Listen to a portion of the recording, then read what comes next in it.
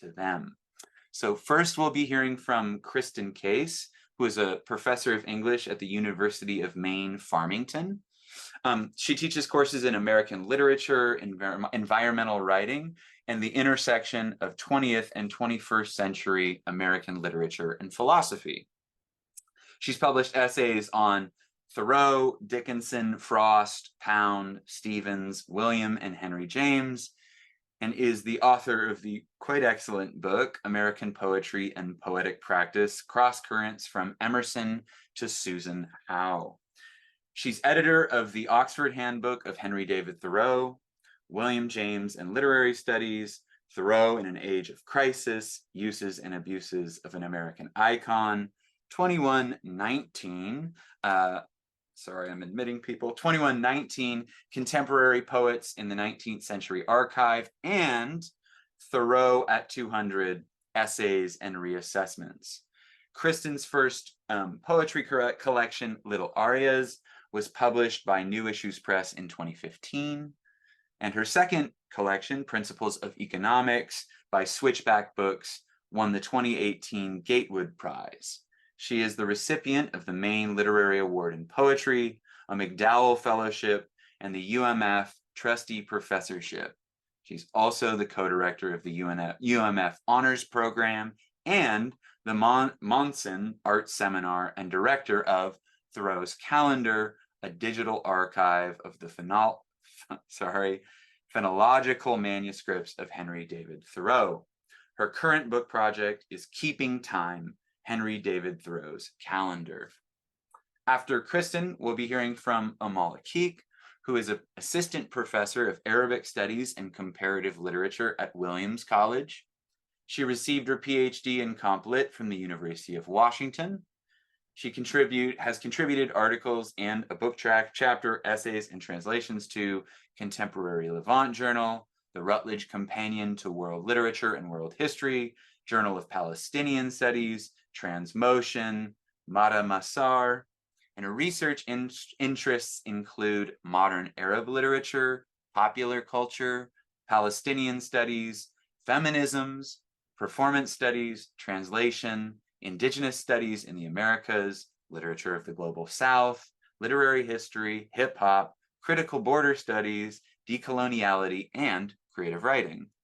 I love that. That's a good list, Amal. She's the recipient of several fellowships and awards, including a writing residency at Hedgebrook, Women Authoring Change, a Dean's Medal in the Humanities from the University of Washington, and a Park NEH Research Fellowship, among others. From 2019 to 2021, she was in Berlin as an associate fellow in Europe and the Middle East in Europe, which was a multidisciplinary research program at the Forum of Transregional Studies and Latin American Institute at the University of Berlin. Sorry, I'm not going to fake German, okay?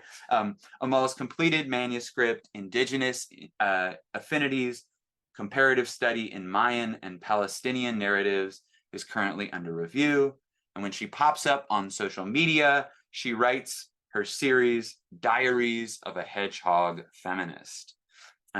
After Amal, we'll be hearing from Aaron Hanlon, who is an associate professor of English and the chair of the Science and Technology and Society Department at Colby College. He is the author of A World of Disorderly Notions, Quixote and the Logic of Exceptionalism, Empirical Knowledge in the 18th Century Novel, and co-editor of British Literature and Technology, 1600 to 1830. His current book project, quite important, I imagine, Understanding Science Denial, is under contract with Johns Hopkins University Press, and it combines archival and computational methods. After Aaron, we'll hear from Sam. Sam Hushagen writes about literature, philosophy, and science, tracing the origins of contemporary debates to foundational 17th and 18th century texts. Sam has worked as an adjunct at colleges and universities, ranging from two-year colleges, secular and religious liberal arts colleges, and an R1 university. He currently teaches in and coordinates a Mellon Foundation-funded first-year humanities program at the University of Washington, entitled Humanities First, and is facilitating the transition of the program from grant to sustainable college funding. His book project, Formal Prospects, Descriptive Poetry and the Myth of the Given, considers 17th and 18th century descriptive poetry in light of the 20th century philosopher Wilfrid Sellers's influential critique of givenness. Finally, we'll hear from Dana Ringuette, who is Emeritus Professor of English at Eastern Illinois University, where he taught for 29 years and was chair for 22 years. Before that, he was a lecturer in the English department at the University of Puget Sound in Tacoma, Washington. His teaching included, and his scholarship and research continues to include, 19th and 20th century American, British, and Irish literature, as well as the relations among literature, philosophy, and the history of ideas. Dana's excellent scholarship has appeared in such venues as the Henry James Review, Mosaic, Works and Days, ADE Bulletin, and Profession, and he currently lives in Charleston, Illinois. So let's all get ready to hear from Kristen Case, who is first up. All right. Thank you so much. Can everybody hear me okay? Is this volume good? Okay, great. This is such a pleasure. And I want to say I'm so happy to have learned about this project and to be involved in this conversation. So James, thank you for reaching out. And I'm really, really happy to be here and to hear from everyone. Your web presence is like very delightful, the description of the project. And so I'm really excited to be in conversation with you all today. So this document, I realized like 5 minutes before I came on Zoom that I hadn't titled my talk, and it was just living on my desktop as crisis time talk. So now I think I don't know if time crisis or crisis time is better, but that's what I'm going to be talking about, time and crisis. And I want to say also, just before kind of launching in, that I think everything I'm going to say is like quite obvious. And obviously these are short talks, and so I don't have time to get super into the weeds of this like incredibly rich area of contemporary scholarship. But I'm also really working with what I've started to think of as a particular bias of scholarly life, which is like never say the obvious thing, like always make it more complicated.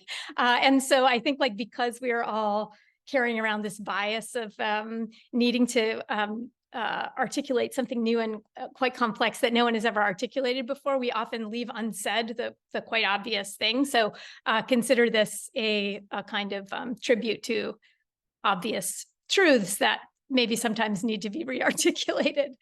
Okay, so I'm going to share my screen to talk about, just for the beginning of the talk, I'm going to be talking about some manuscripts that I've been working on. So hopefully you can all see this. It says on the top, general phenomena for November, and don't worry about actually reading it. It's quite difficult and has taken me a long time, and probably right now there are lots of things on it that I couldn't actually read myself, but just to give you a sense of what I'm talking about. Okay, my interest in the question of time and its relationship to literature or to writing more broadly likely stems from the 13 years I've spent working on Thoreau's calendar, a late project through which he compiled years of seasonal observations from his journal into charts spanning the last decade of his life. So that's what you're looking at here, the one of these monthly charts. The charts were organized by month and highlighted what Thoreau considered the key features of each month across the years. Essentially, this is kind of a spreadsheet. The organization is pretty simple. Categories on the left, years across the top. Essentially, these charts were an attempt to see, and I argue to actually experience, each season comprehensively as part of a recurrent cycle, rather than from the perspective of an ever-vanishing present. In its articulation of an alternative to the forward march of linear time, the calendar can be understood as part of Thoreau's critique of what he called the nervous, restless, bustling, trivial 19th century and its organization of human life. I argue that the calendar is also a response to grief, a slowly developed technology for living with the loss inherent in linear time. In the wake of back-to-back deaths of his brother John and Emerson's beloved 5-year-old son Waldo, Thoreau wrote to Emerson, this is an early, like 1854 letter, nature is not ruffled by the rudest blast, 45. Nature is not ruffled by the rudest blast. The hurricane also only snaps a few live twigs in some nook of the forest. The snow attains its average depth each winter, and the chickadee lisps the same notes. The old laws prevail in spite of pestilence and famine. No genius or virtue so rare or revolutionary appears in town or village that the pine ceases to exude resin in the wood, or the beast or bird lays aside its habits. How plain that death is only the phenomenon of the individual or class. Nature does not recognize it. End quote. Attunement to circular or seasonal time, what he calls here the old laws, better equipped the grieving Thoreau to endure the relentless forward movement of time's arrow. As Barbara Adam writes, our experience of time always actually contains both of these elements, both the kind of cyclical nature and that kind of relentless forward movement. I just think this is a beautiful passage of hers. There can be no unaging, no undying, no unbirth. We can relive past moments of our lives, but we can't reverse the processes of living, of the living and material world. We know the unidirectionality of time from geologic and historic records, from physical processes involving energy exchange, and from the fact that people and things get older and never younger. We know that the sequence of the diurnal cycle goes from dawn to midday to dusk to night, and never backwards from dusk to midday to morning. These examples demonstrate that cyclicality and irreversible linearity are not, as so frequently asserted, the dominant time perceptions of traditional and modern societies, respectively. Rather, they are both integral to all rhythmically structured phenomena. The calendar, I argue, was Thoreau's creative response to this irreversible linearity, a meticulously worked out mechanism for maximizing his own experience of cyclical time within the linear time to which we are all bound. As Jack Halberstam, Elizabeth Freeman, and others have argued, such temporal rebellion can be understood as connected to other forms of political resistance. In his 2005 book, In a Queer Time and Place, Halberstam argues that queer uses of time and space develop in opposition to the institutions of family, heterosexuality, and reproduction. Queerness itself, he argues, is thus an outcome of strange temporalities, imaginative life schedules, and eccentric economic practices. Building on this work, Elizabeth Freeman defines chrononormativity as the expectation of conformity to timelines set by normative heterosexual institutions, but also, and I think significantly for those of us contending with the crisis in the humanities, as, quote, the use of time to organize individual human bodies toward maximum productivity.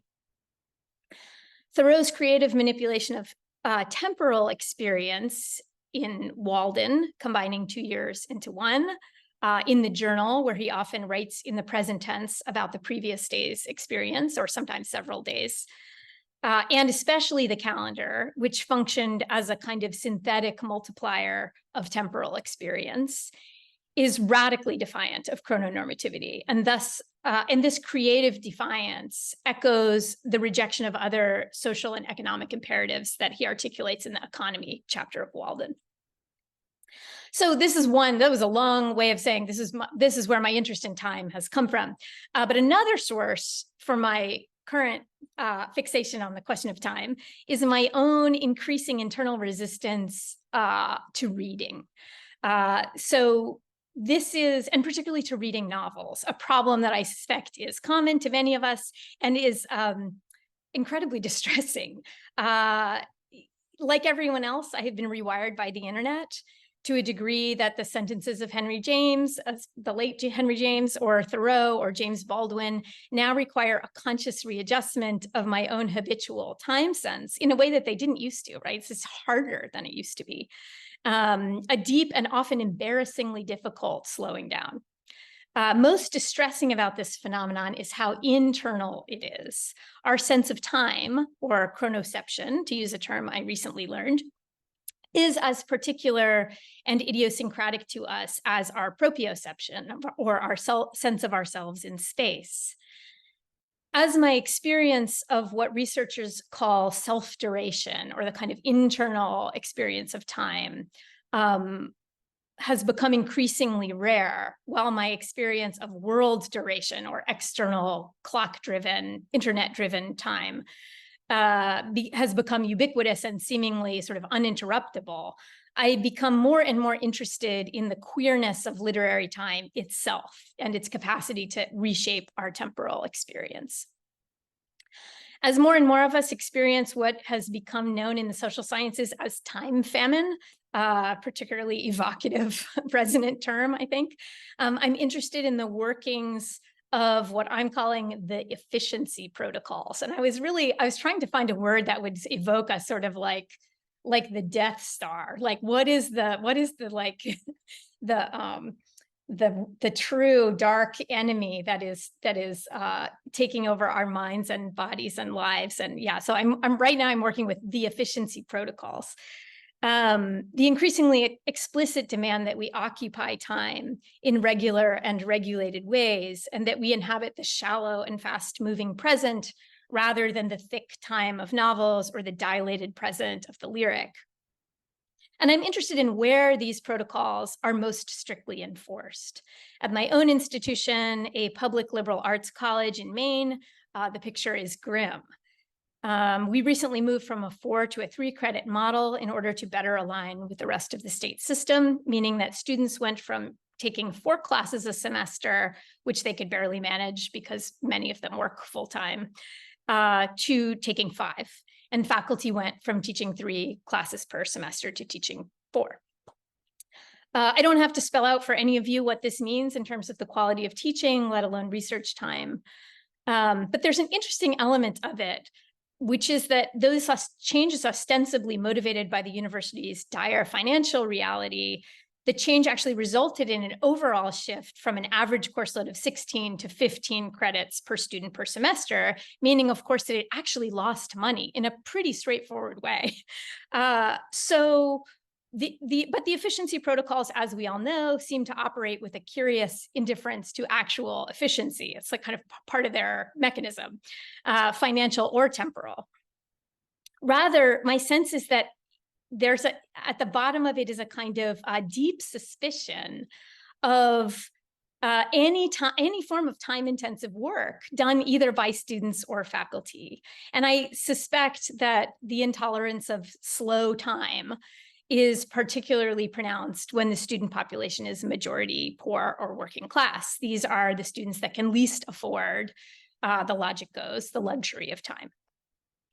So my suspicion that time itself is the actual target of our university's resistance to, or sort of hostility to the humanities, was confirmed recently by our president's reluctance to sign off on a program that I launched 2 years ago with a partner, and we funded ourselves through grants and donations. So this program provides Pell-eligible and first-generation college students with 3 weeks of intensive studio time at an artist residency, as well as free room, board, and tuition.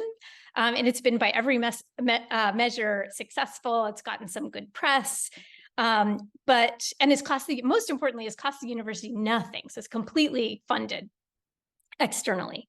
But when I sought my dean's support for applying for a grant to expand the program, a grant that would have been financially beneficial to the university, I was told that the program is just, quote, not the kind of thing that we're supporting. My interpretation of this is that the program is too explicitly resistant to the efficiency protocols, that is, to the new chrononormativity. I want to close on a note of optimism. Oh, and I wanted to then switch to, so this is a picture of our beautiful students having made what they learned about Black Mountain College in just a casual conversation over dinner. And then that night decided to make a geodesic dome, which they planted outside of our cabin. So it was a surprise when we awoke to see this geodesic dome. So that's a beautiful picture of them carrying the dome. I want to close on a note of optimism, which is that I think the centrality of time to the crisis in the humanities opens a new front for creative resistance. How can we use the time available to us to experience slower time, self-duration, time as cyclical and overlapping and queer? And how can we enable our students to do the same? So just to cite one example of someone I know who's doing something interesting, I have a colleague in Colorado who has introduced what he is calling reading labs. And these are optional days when students can come to his house, deposit their phones and spend several hours just reading course material or other material. And I think this is just a beautiful idea. But I also want to suggest that in this climate, just continuing to teach literature constitutes a sort of act of resistance to the efficiency protocols. In large part because of the time that reading literature requires. It's this famously passive, decadent, feminized activity, reading literature. And also because literature's own elaborate temporal artifices, not only Thoreau, but I'm thinking just to name some obvious examples of Proust and Henry James, provide templates for rebellion against the efficiency protocols. So time, just in closing, want to say the obvious thing again and remind us all that time operates not only in schedule grids and credit hours and on tenure clocks, but also in our bodies and minds, and that this is where resistance can also begin. Thank you. Kristen, thank you so much. That's just I guess I'll say just a very moving and I think important presentation. So Amal, you can go ahead and mute yourself and take us on the next little trip.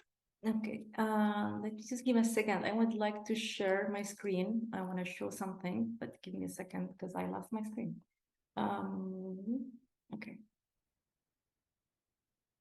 Okay, here we go. Second.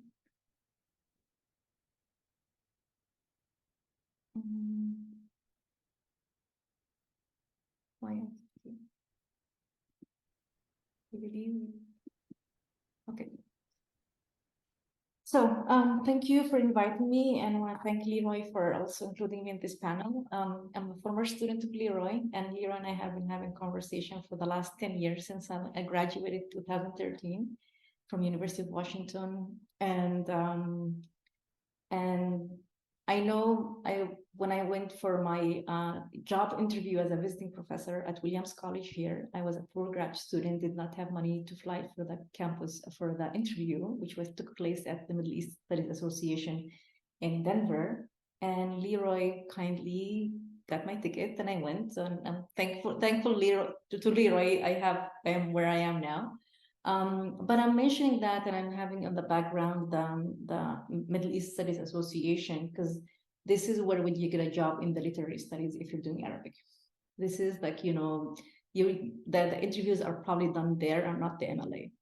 And my reflection today, just want to be talking about 3 points, which is actually three paradoxes. One is about interdisciplinarity. And the second one is about the return to literary and questioning the literary at the same time. And the last one about the particularity of the US context.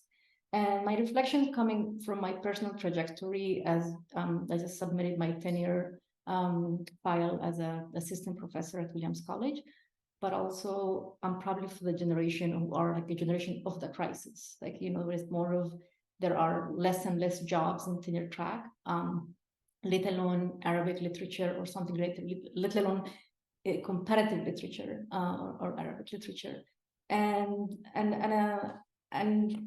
coming also like the crisis from the personal trajectory from a public university like University of Washington to a private elite art institute, liberal art college in the United States.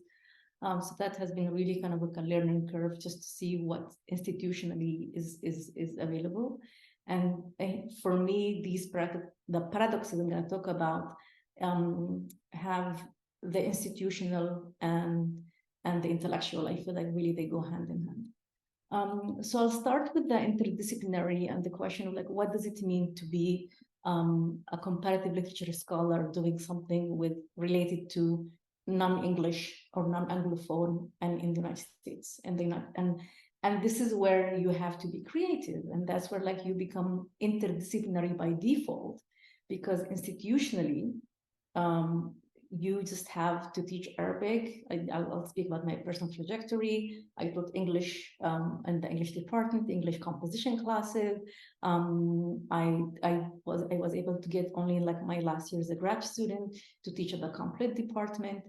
And I remember like one of my mentors, Professor Terry DeYoung from Arabic from NELC, and she was saying like, you need to teach Arabic because Arabic is what's going to get you a job, not the complete job.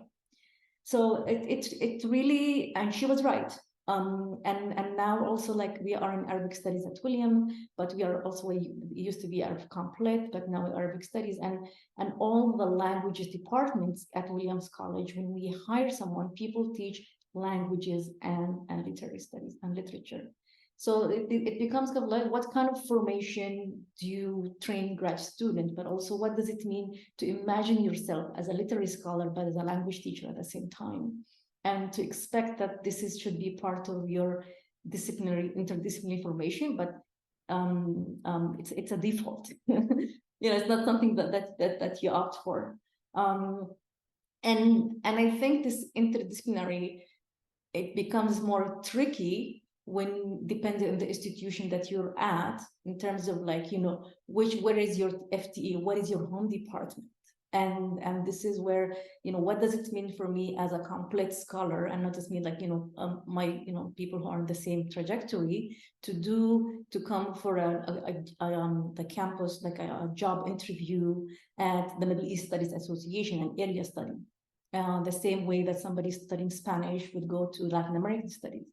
So all these then, like, are you going to be interviewing in the case here that I'm showing here, in the same page where somebody doing comparative politics or, Persian, or the spectrum is so all over. And at the same time, like, you might be in a panel with somebody in area studies. If you're doing contemporary Middle East, everybody would have taken a class on Ottoman Empire and Ottoman history, but if you're doing contemporary Arabic literature, you may not have been exposed to this, but it still should be part of your formation. So I feel it becomes a question of the politics of knowledge, but also the kind of the request to the market, and how do you market yourself? How do you market your project? And in my case, because I was doing something completely different, I was studying, am I interested in the Global South? I was interested in my literature in Southern Mexico, but I was interested more of like in more, cultural studies, connections between Mexico and Palestine, but more largely the Global South, Middle East, North America, Middle East and Latin America. So all these questions became, on paper, like, I have all these different classes, but you're not expertise, and you're not an expert in a single field of them. And I think at the same time, you're not doing the area studies model. So that's, this question, when it comes to institutions and into your everyday life, in your relationship to the institution, in your everyday life, in terms of like the field itself, they become really crucial, and it becomes like, who's your intellectual community, but who's also your employer, and who's your home department. And I feel like here at Williams, I feel like I have more colleagues in Africano studies than the English department, or in Latin American studies than the English department. Just although because this is where the conversation, these are like, in addition to that, we have similar politics, but also this is like we are asking the same questions. Now, in terms of interdisciplinarity, the other part that I feel like was very also important in my own research on doing indigenous literature in a comparative framework was, the question of, yes, you need to do interdisciplinary work to read these texts that are oral texts.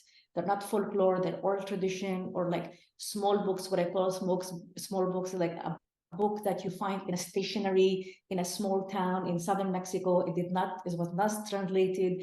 It did not make it to the last conference. It's not like maybe only you and like the translator or the local readers know this text.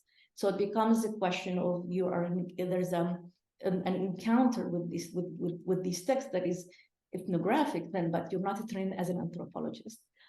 In a similar way, like, in Palestine, like if you're writing a literature about a small town, like, you literally, some of these books, like I found in the stationery next to the falafel store that somebody told you, yes, you go and get it. So these, the stories of these books, the stories behind them require a form of writing about them in a way that becomes, literary ethnography. And then there's this engagement between literature and anthropology, and what I call this like a love. I personally, I developed this like hot, like not hot cold, like love-hate relationship with anthropology, because anthropologists do not accept you as an anthropologist. You're not trained. This is not part of your training. You have not read all the last. It's like more of like the disciplinary boundaries are more rigid than we expect. So here, in some ways for me, like interdisciplinarity as a method, it is necessary. It's not default. My professional training was interdisciplinary, but this interdisciplinarity is like foundational to my work, and it had to define my own self. But at the same time, knowing that I may not be accepted to present in the anthropology department. Although I published with colleagues in like ethnographic studies. So I feel this kind of like things, like I feel like these are moments of crisis, just like, the repeated crisis that, and how do you to navigate them. The second paradox I wish to talk about is, again, the literary. And this comes from my observation as a teacher, and something also that, as a teacher scholar, and that another thing that working in a liberal art institution, that the way the institution views you is, or expects from you, is the model of the teacher and the scholar in a way that it does not exist in our own institution. And no one prepared me for this. I mean, like as an artist, as a grad student, I was not prepared to adopt this model.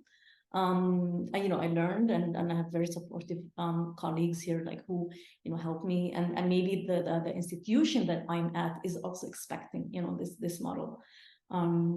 So in terms of the teacher scholar is, in my classes, and I teach courses on classes on like modern Arabic literature that specifically focus on the Arab world, but then I teach like comparative literature courses that focus on comparative reading of texts from Latin America and the Arab world, with students from all over, a wide range of students. So I feel the students don't know how to read. I think the generation of students don't know how to read. So I'm like, the way I organize my courses, like I'm old school. We're running this course like a book club. You're gonna go back, you're gonna read your novels. You are not allowed to cite any secondary resources in your shared papers. When you do your final paper, then you can really engage with the theory, you can read, you can develop. And part of it, because I feel the students don't know how to read text anymore, and I think it's a return to the literary. At the same time, I feel with some departments or some trainings, like there's developed like a canon of like the kind of I don't know, digestible, consumable canon of like post-colonial literature or post-colonial. So all the students know Fanon, okay, but then only one book and that's it. And it becomes kind of, they don't know African literature, but they know Fanon. And it's not, or like Césaire. So the question is like, what do you do with this? Or is it enough only to read like, these books? So this becomes a question of like, no, we need to go back for you to read the literature, not because Fanon is not important and not because you should not be knowing Fanon, but your reduction of everything from post-coloniality to kind of like knowledge of Fanon. It's not, that's not that's not how you develop your familiarity with texts from colonial or post-colonial regions. And at the same time, like this like return to the literary, there is also questioning of the literary. And I think that's where like I feel like I love when I do it like in literature classes, there's always both in Arabic and in complex, like there's always like film, performance, like music, and in some way just like it's not like a little bit of everything, but because you're really questioning what is the literary. When you teach a fairy tale, like a tale or a folk tale, or when you teach a dream narrative, that's an oral text. So it's not, and this oral text is questioning what is the literary doing and how people, what is literacy. And I think this is where they find the classroom like is a good place to like experiment with this. At the same time, it's not, the classroom tend to be, the students in the United States are used to a certain kind of like what is classics or what is literature, and I think when you're trying to kind of take them outside of the zone, it becomes a little bit challenging. And I feel my experience so far has been positive, but this kind of like reconfiguring what is the literary is also comes with its own challenges. My last point is going to be about because we can't, I feel like, separate the institutional from the intellectual, is about the particularity of the US context. And from my experience, I worked with colleagues. I'm part of the different research clusters with the Global South. So I work with colleagues in Mexico, Argentina, Egypt, the Association of the Arab Hispanistas. I spent a year and a half in Berlin and worked with different institutions. So being exposed, and also in Palestine, to these different models of academic institution and configuration, it was very insightful to see ideas of like how people work without grants or without fellowship, or when their entire research is based on a fellowship that's supporting a team of scholars working together. Or where, and I had an opportunity to be in Morocco for this conference, where like most of the scholars were from like Latin America and Egypt and Morocco, and they were excellent. Like their philology, their analysis of like, they were just good readers of text. They're like old school close reading. They're just really good readers of text. But I think, the theoretical theorization of these texts were not there. And at the same, in contrast, in Berlin, we was the part of the research cluster on Latin America, and it was with German students and also with visiting scholars, and it was like a strong sense of cultural studies approach to literature. But again, there was this fascination with the U.S. racial theory. So it's a lot of kind of bringing stuff from the United States. So I feel in these different contexts, it's more of what is, I feel like the humanities in the US, what kinds of models of examining texts do we use? How do we engage with theory versus cultural studies approaches to text? And what travels from the United States and where? In what models? And my impression is this really becomes then a political question about language. Obviously, Arabic relationship to English is not the relationship of German with English, or the relationship with Spanish with English. And I believe I'll end here. I'm like happy to talk about other minor and bigger crises. Thank you so much for having me. Excellent, Amal. Wow. I'll try not to bubble over.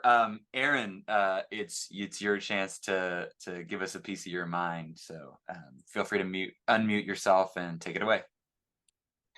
Okay, thank you so much. And thank you, James, for inviting me to have this conversation, to be part of this conversation with everyone.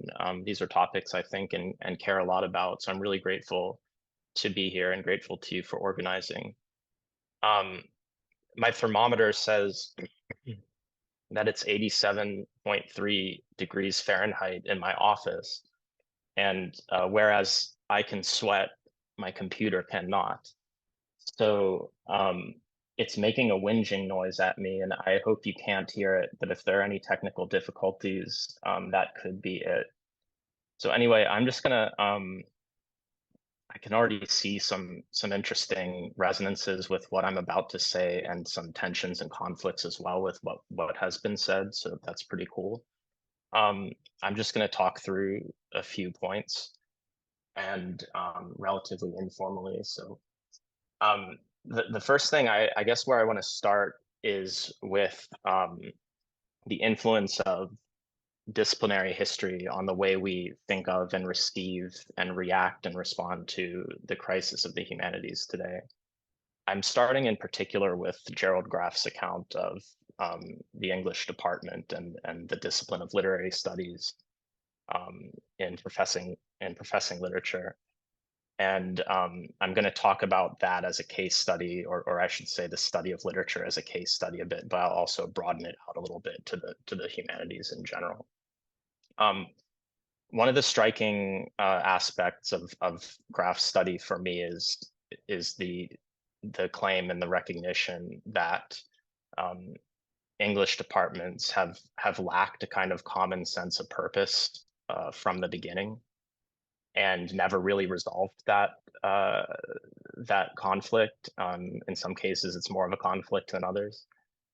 And except by and through something like détente through specialization. So, you know, you have your I do theory, or I'm a critic, or I'm a literary historian, or I'm a philologist, maybe still kicking around. And I'm not too bothered if you're not doing it the way that I'm doing it. And so we're all fine. I think austerity imposes some pressure on that détente through specialization way of working out our purpose and our disciplinary identity. And if you're not in the discipline of literary studies, then you're probably hearing resonances similar in your context, I hope. And so, I mean, that pressure has played a role, I would say, in the way that we've responded and reacted. And in many ways, I'm quite critical of the way that we've responded and reacted. And that's going to be the tenor of my remarks today. I think one of the things that we've done in literary studies in particular is to kind of double down on what for me is not really a very descriptive or tenable idea of us as all critics who do critical interpretation, reducing our collective efforts to that as a way of saying, this is our proprietary thing, this is what differentiates us from others. So we've done that, I think.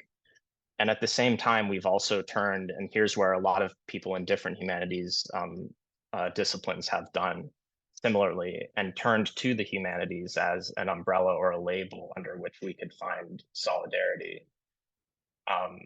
So increasingly, we are not historians or philosophers or critics or what have you, we're humanists. And I also think that's kind of a strategic misfire.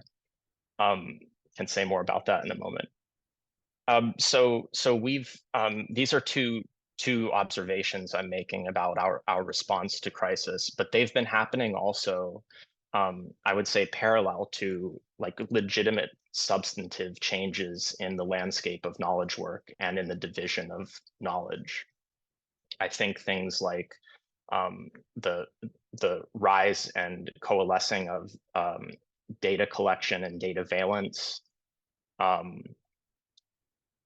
and statistical inference as ways of kind of forming a lingua franca across disciplines and divisions to account for that development, alongside developments in machine learning, and more broadly, if you like, automated systems or automated processes, algorithmic decision making.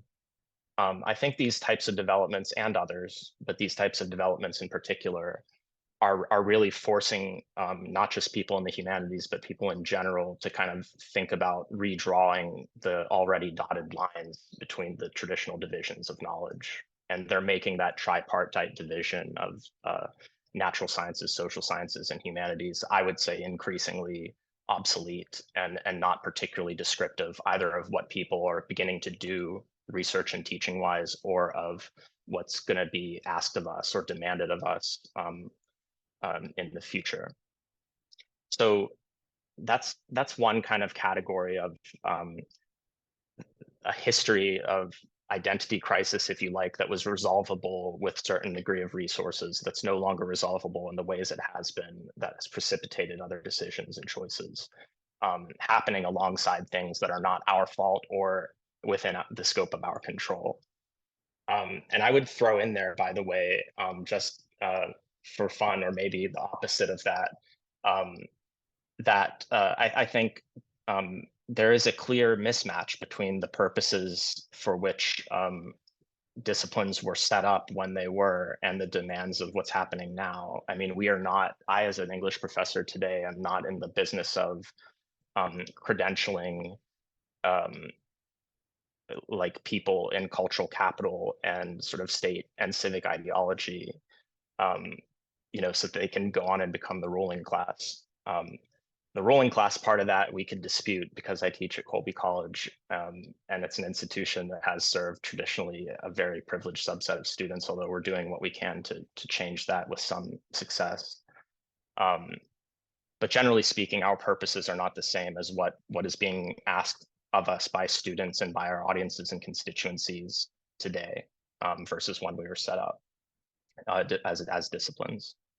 So that's one area, and I would kind of, the TLDR for that is that yes, it's neoliberalism that is inflicting havoc upon us, but it's not just neoliberalism, right? There are other things that are going on that neoliberalism doesn't have the explanatory power to illuminate for us. And too often we stick to that one thing, neoliberalism, because it is easier in a lot of ways to wrap our heads around than the other stuff that's happening as we're living it.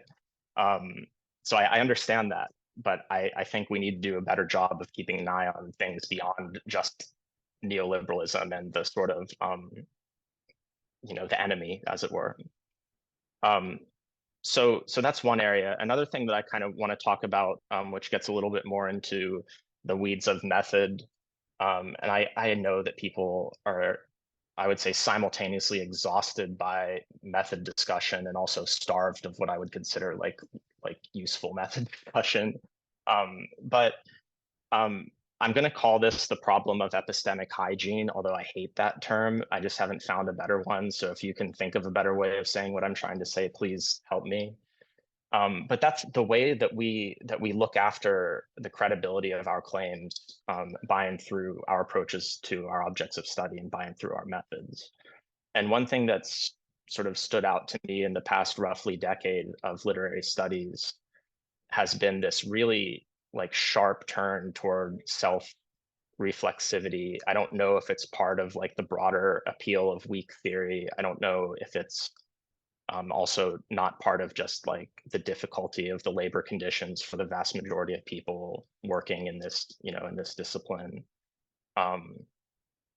But we've turned kind of toward explaining method by and through critical readings of ourselves, our place in the profession, our labor conditions, our political commitments. We suspiciously read each other and check each other for various hidden political valences.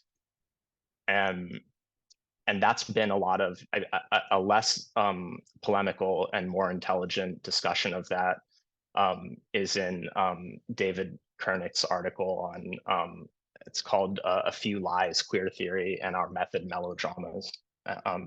There's a good articulation of what I'm trying to say in that piece.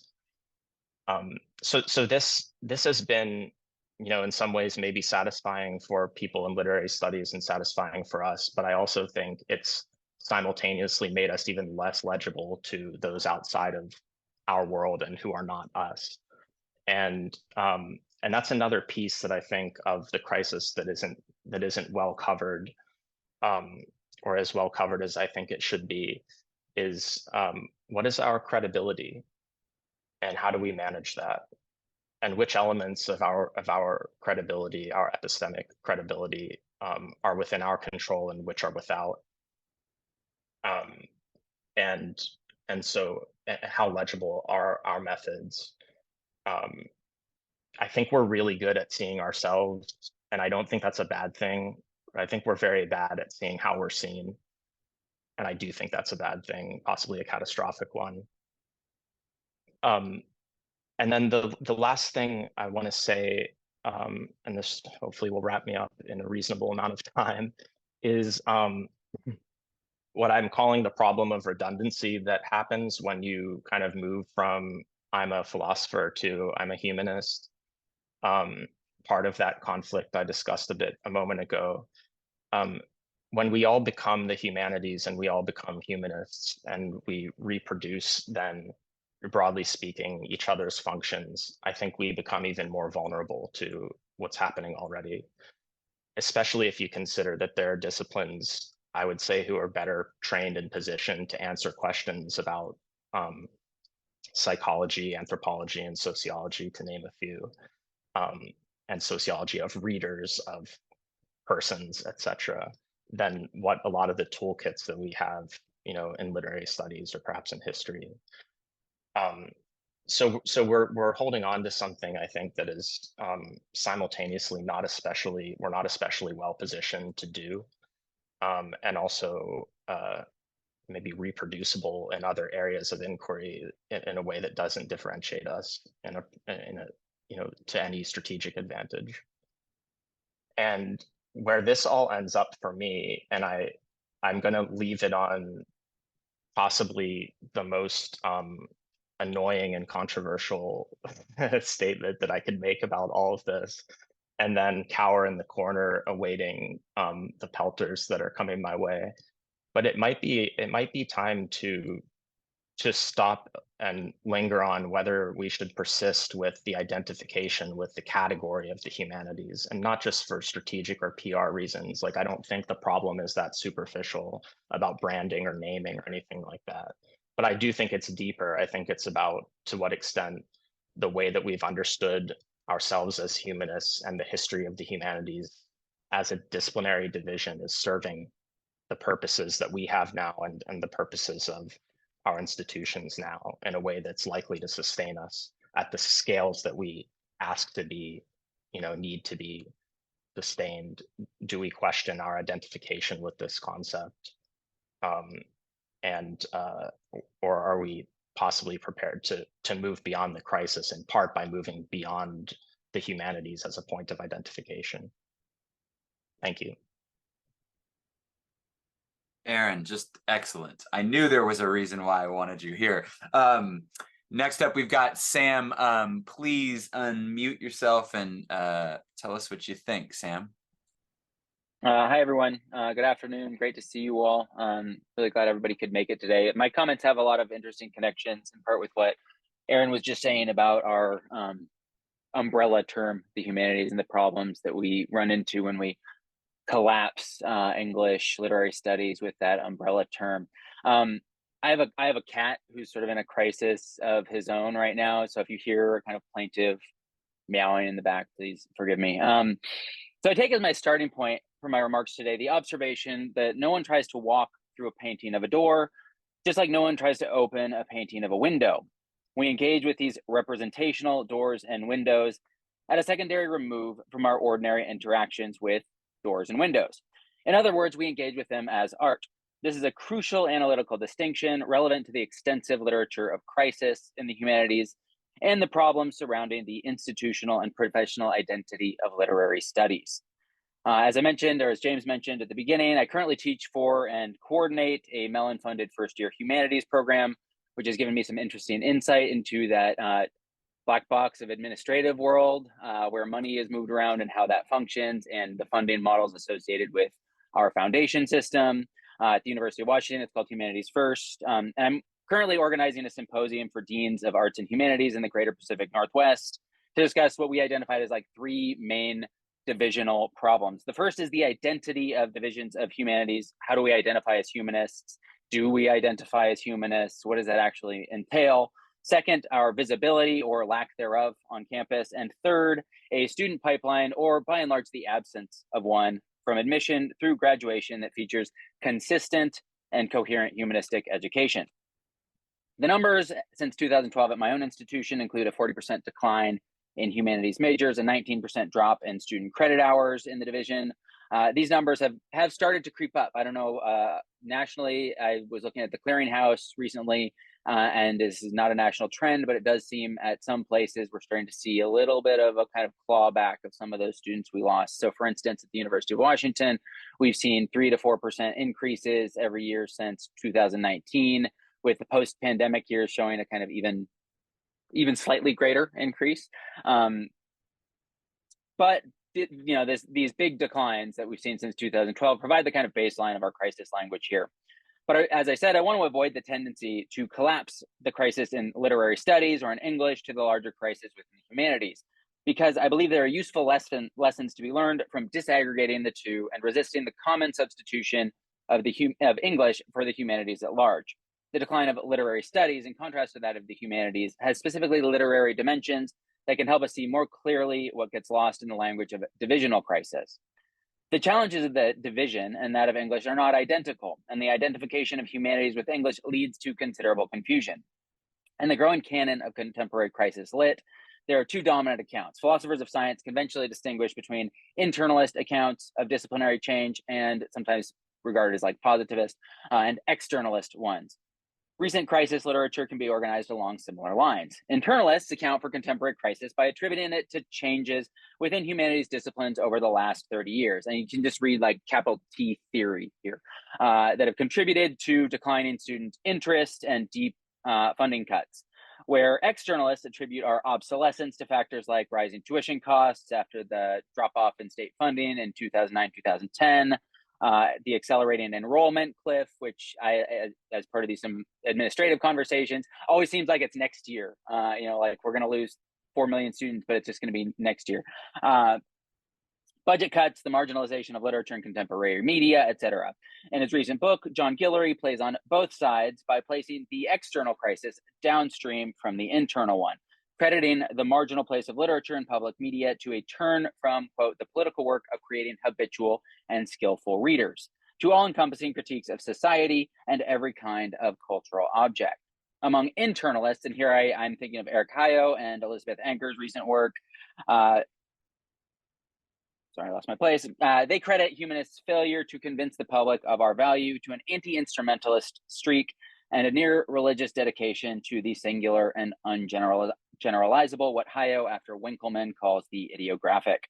But for externalists, here thinking of Christopher Newfield, our systematic underfunding creates a perception of second-class status. Newfield likes to talk about the tables that are at different levels in a lot of our seminar rooms. It just indicates that we get all the leftover furniture from the rest of the college and university. Creates a perception of second-class status among our students and our colleagues, and our teaching and service burdens prevent us from undertaking more research and writing more books, writing more articles, etc. In a recent report, Newfield calls for massive really huge public investment in humanities research infrastructure, including research assistants, additional teaching releases, new digital platforms for scholarly communication, and new societies, sort of pushing the old guard, Mellon, ACLS out of the way to mediate between humanist specialists and the broader public. I think Newfield primarily addresses the divisional humanities crisis. There's a kind of scale problem. He is focused almost exclusively on research funding and doesn't think anything internal to humanities disciplines needs to change. We just need more money. And I don't disagree about needing more funding, but unlike Newfield, I don't take for granted the broader cultural impact of humanities research. He's convinced that humanist scholarship really a causal link here, causes cultural and political change, citing changes in cultural values around gender identity and sexuality as evidence. But these widespread claims crediting humanities scholarship for changing values around gender and sexuality are unconvincing when so many other vectors for social change seem equally, if not more, plausible and somewhat self-aggrandizing. I have some issues with this argument. For Newfield, more research from humanists will continue to advance emancipatory political projects across the board, though he's unclear about how this trickle-down sociocultural change occurs and has little to say about the public to which we have the most immediate access, that is the one gathered in our classrooms. About the broader sociocultural effects of humanities research, Hayo and Anker are more skeptical. Anker argues that the theory era's widespread commitment to paradox undermines political practice and organizing because of the anti-legalistic, anti-normative, and frequently anti-systemic commitments of quote-unquote high theory. Hayo contends that humanists engage in forms of generalization all the time, but we've historically failed to provide broadly intelligible defenses for how our research mediates between particular cultural objects, that is to say the texts we read, and broader sociocultural structures. Many internalists blame theory for obscuring the object of literary study and replacing it instead with universalizing methods, or the approaches you find in the back end of your Norton that can be applied indiscriminately across the social field, often regardless of the unique, historically accumulated practices that are embodied in any given cultural artifact. The rise of theory and subsequent turn of literary criticism from literature to the broader field of cultural production is one contributing factor in the collapse of the humanities into English that I see is particularly distinctive of the most recent wave of crisis literature that tends to kind of bounce back and forth these terms, English humanities, as though they were indistinguishable. As scholars embraced any and every cultural product, the identity of literary studies was unhitched from a disciplinary object, that is, artifactual literary language and its historical practice-based internal continuities. Now, I want to argue here that novelists learn from past novels, poets from past poems, and that the practical apprenticeship and techniques of literary composition and judgment constitutes the putative object of literary study. But the internalist account, to which I'm broadly sympathetic, stumbles over the fact that there is no shared disciplinary object for the humanities. I think this was something Aaron was alluding to. To identify the shared aspects of what he calls humanist reason, for instance, Hayo ranges broadly across the social field without regard for the complex material and cultural histories that give rise to specific practices like poems or novels or plays. When addressed, the commonalities across the division are broadly defined in terms of aim. That is, for instance, insight, perspective, critical understanding, judgment. But as our colleagues in the sciences and engineering schools are keen to remind us, we do not have a monopoly or a lock on these goals. The existence of divisions of humanities has been largely taken for granted, but the internal grounds for so grouping departments has gone largely untheorized. The internalist argument does, I think, however, have specific utility for reflecting on programs in literature and literary study, where some consensus about disciplinary object is more likely. I subscribe to Guillory's description of the purpose, the end, the goal of literary studies as, quote, the political work of creating habitual and skillful readers that I quoted above, though Guillory too has a problem here with the content of that reading. His recent book is primarily invested in early 20th century social theory on professionalization, bureaucratic formation, and not on literature. The question then seems to be what role literature in particular plays in the political work Guillory identifies as the aim of literary studies. Promoting the practice of, quote, intelligent reading as an indispensable practice of an educated citizenry is, I think, a valuable description of teaching literature. But what makes this practice indispensable, and what is the specific role of literature rather than philosophy or journalism or science writing in cultivating intelligent reading, is something we need to address. My own notions, which I can't go into in great detail here, about what role literature can play in creating lifelong and capable readers, builds on work from the philosopher Alva Noé, as well as recent scholarship in practice theory that examines the way acculturated stances, styles, and routines create the human person as such. Noé explains that we are organized by biocultural patterns and operational sequences, certain acquired ways of moving the body, of using language, of driving, of walking, of holding a conversation. One of his favorite examples is breastfeeding, which, if you've had small children, as I do, rings very true. These mostly and necessarily abide in the background as the tacit dimension of everyday embodied life. But art, Noé argues, puts, quote, the ways in which we are organized by technologies and habits of making on display. Because, quote, human beings organize themselves or find themselves organized by speech, telling, and writing, the raw materials of enlanguaged human life, literary language, or what Guillory more capaciously calls artifactual language, quote, loops down and disorganizes, and thus finally enables the reorganization of those habits and structures of linguistic being. One problem is that the language of a poem is materially identical to that of, say, a muffin recipe. Both are artifactual, crafted in a precise and intentional way, so the element of formalization does not serve to differentiate the literary from other forms of shaped language. So the question then becomes, how does language become something other than technology, organizer, regimentation, or recipe that it is in our everyday language use? Through what transubstantiation does it become, quote unquote, literary and thus constitute a distinctive object of disciplinary inquiry and knowledge? These questions return me to my opening example. When we read a literary text, we make a particular judgment and know that it differs from the other uses to which we might put language. Just as when we look at a landscape painting, we know we are engaging with pictoriality in a different way than we otherwise might. In this sense, literary names a limiting historical context rather than an extra added special something put into the literary text by the author. This is not a mystification in that romantic sense. That context is the technical craft tradition of writing novels and poems materialized in the literature of the past, a context that is not exhaustive, but that distinguishes literature from other things one can do with words. In the final chapter of Guillory's book, he runs through 5 rationales for literary study, 2 of which I think deserve greater emphasis, and that I'll emphasize here: the linguistic cognitive and the aesthetic critical. Of the former, Guillory writes, quote, "The study of literature is the site for the development of modes of cognition specific to language use. What distinguishes the literary, however, is that literature, in contrast to other habitual forms of and language life, is the site wherein our fundamental linguistic organization is scrutinized, its habits and historically accumulated structures assessed, and thus made available for reorganization, which makes skillfully reading literature a fundamental practice of human agency. Literature's reorganizational potency provides for the calibration of the normative and language dimension of experience with the constraints imposed by the non-conceptual world. By opening for scrutiny the mundane performances that organize our daily lives, literature makes possible the incremental self-correction of the normative practices that constitute the medium of human existence." I don't think we can take the value of our scholarship on faith. Recourse to the anti-instrumentalist negative theology of, quote unquote, mattering without mattering will no longer suffice either. What is needed is a positive and, yes, maybe even instrumentalist defense of literary reasoning in its own right. This is not to dismiss the funding crisis, but to say that making an appeal for greater funding and investment in the institutional infrastructure of scholarship demands a robust account of literature as a distinct form of reasoning and a basis for disciplinary knowledge and practice. We're smart, we're skilled people. I like to think we can chew gum and walk at the same time. We can attend to both of these imperatives, the kind of the poly crises we're facing, the internal and the external, but without collapsing them into an all-encompassing crisis that obscures valuable analytical and practical distinctions. Thanks.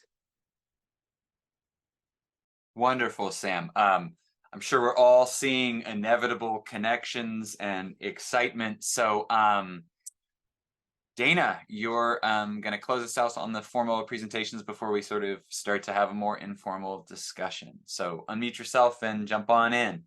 Okay, thank you very much. Well, like everyone, I'm really happy to be involved in this and have been invited. So it's just tremendous. It's great. A few years ago, well, actually it was 16, so it's ancient history, I think, in some ways.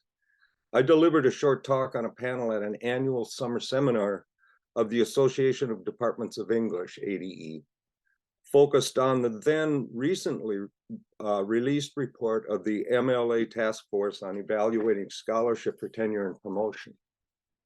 I was asked to respond given my position as chair of an English department in an M1 public, comprehensive, state-assisted, put your own adjective in there, university.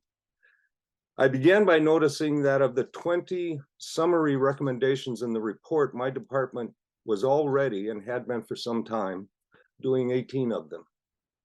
But my main point overall was to encourage a conversation among colleagues in different colleges and universities, primarily emphasizing what wasn't happening in graduate training in programs at R1 universities.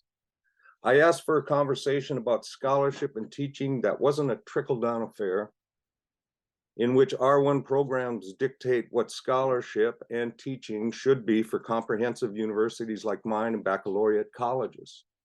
That is, I wanted graduate programs to hear about what departments like mine needed, not what graduate programs perpetuated in their own likenesses or likeness.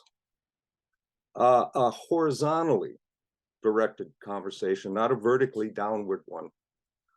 A primary topic for this conversation, I should suggested, would be the complex issue of what the task force called the quote optimal balance of publication, teaching, and service, end quote. My point was that the relation of publication to teaching and service was out of balance, that the emphasis given to publication, not scholarship, but publication, was excessive, out of whack, and that teaching was really, in my view, an enabling condition, perhaps the enabling condition for worthwhile scholarship. After the talks and the Q&A were over, I was a little disconcerted by the fact that not one question came my way. Perhaps I hadn't been lucid or compelling, I'm not sure.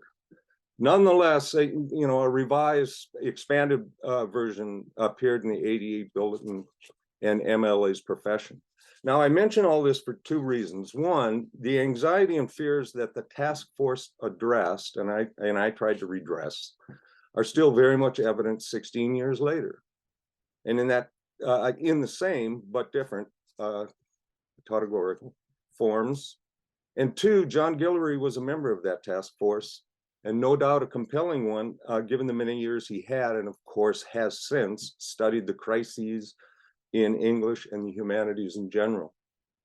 Of course, professing criticism has had a well-deserved, if perhaps outsized role in terms of crisis criticism, scholarship, professionalism, discipline, and literary study. It clearly results from a wealth of knowledge, learning, and reflection. But I'd like to focus on a couple of things specifically that have arisen out of the reception of his book. First is the response in what MLA might call public-facing humanities, that is, the multiple reviews in non-academic publications, such as the London Review of Books, New York Review of Books, the LA Review of Books, The Nation, The New Yorker, and I'll include the Chronicle of Education. All, as you might suspect, written by academics who hail from such schools as Columbia, Wellesley, Providence College, University of Cambridge, and University of Puerto Rico. Focused on various aspects of the discipline and profession of English and literary studies, all rely on a traditional view of the object of study in literature, as Guillory does himself. Criticism and the literary study, of course, center Guillory's book. Criticism in his socio-historical narrative evolved from a professionalized practice into a disciplinary practice of scholarship and interpretation. And so on to his misgivings and flat-out objections to the professionalization of criticism of society. All so far, so good. What's curious to me is that Guillory, and indeed all of the reviewers I mentioned, concede or take for granted that the object of literary study is a collection, or let's say a canon. Guillory calls literature an object of study that is not a natural kind, as we might say about the natural sciences. But it is, he says, a historical object. And as such, it is not static, but changing all the time, subject to what he calls delimitations and determinations. Literature, and most emphatically, I would say, the reading of it is a dynamic event. Yet I think Guillory's distinction between literature and natural or physical science is based on an exaggerated premise. Scientific method doesn't proceed on the assumption that a natural kind is unaffected dynamically by delimitations and determinations, as if the world as given is a one-off, something one and done. And I'll just say this as an aside, I don't think it's fair or necessary that literary criticism or study be compared to something as crucial as finding a cure for cancer. I mean, there's a slew of disciplines that would suffer under that comparison. As Charles Sanders Peirce so beautifully emphasized throughout his philosophy and scientific studies, there is, in every case of predication, an indefinite determinability. No one gets the last word, and no one should want it. Fallibility is a fact of life. So here's Peirce. Upon this first, and in one sense, this sole rule of reason, that in order to learn, you must desire to learn, and in so desiring, not be satisfied with what you already inclined to think. There follows one corollary, which itself deserves to be inscribed upon every wall of the city of philosophy. Do not block the way of inquiry, end quote. For me, the object of literary study, let's begin. The object of study in literary study is, and here I'll invoke Leroy Searle, the result of reading, or if you will, inquiry. And as such, the emphasis is on the careful and thorough understanding of imaginative text via one's own imagination and reasoning. As Searle says, quote, the radical problem of reading, and I mean reading literary text, has been occluded by formalist dialectic arguments that have failed, sometimes in stunningly simple ways, to recognize that the object of literary study is the outcome of reading. As such, it is purely intelligible, and it is available to us only through reasoning. Similarly, when we have thought of the disciplinary domain of literary study, we have, true to our formalist roots, thought about a collection of books or books of a certain kind, as if a book were in some way like a boat or some other material artifact.